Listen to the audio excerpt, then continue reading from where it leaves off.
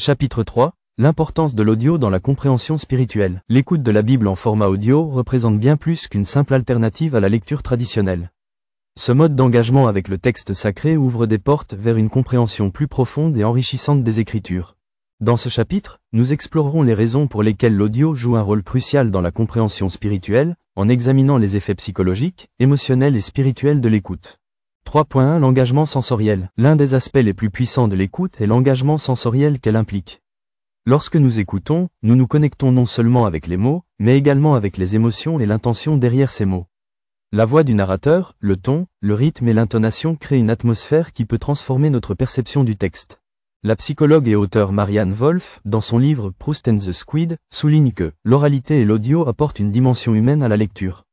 En écoutant la Bible, les auditeurs peuvent ressentir la profondeur des émotions des personnages, que ce soit la tristesse de Job, la joie de la résurrection ou la colère de Jésus face à l'injustice.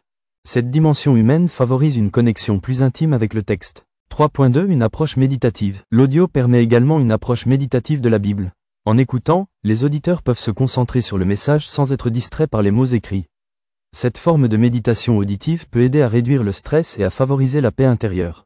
Les psychologues ont constaté que l'écoute de textes spirituels peut abaisser les niveaux de cortisol, l'hormone du stress, et induire un état de relaxation.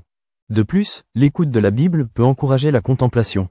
Les auditeurs peuvent laisser les mots résonner en eux, réfléchir à leur signification et intégrer ces enseignements dans leur vie quotidienne. Comme l'a dit le moine bénédictin Thomas Merton, la contemplation est la manière dont nous recevons la parole de Dieu. 3.3 Une opportunité d'apprentissage. L'audio offre également une opportunité d'apprentissage. Pour ceux qui ont des difficultés de lecture ou qui sont dyslexiques, la Bible audio permet d'accéder aux Écritures sans les barrières de la lecture écrite. De plus, l'écoute active peut améliorer la rétention d'informations. Des études montrent que les individus retiennent mieux les informations lorsqu'elles sont présentées de manière auditive, car cela stimule différentes parties du cerveau. Les auditeurs peuvent également profiter de la répétition et du rythme inhérent à l'audio, qui aide à mémoriser des versets et des passages clés. La mémorisation des Écritures est une pratique ancienne et respectée, et l'audio facilite cet engagement. Comme le dit le psaume 119/11, « Je serre ta parole dans mon cœur, afin de ne pas pécher contre toi ». 3.4 La communauté et l'audio. L'écoute de la Bible en groupe peut également renforcer le sentiment de communauté. Que ce soit lors d'une réunion de prière, d'un groupe d'études bibliques ou simplement en famille, l'audio permet à chacun de partager une expérience commune.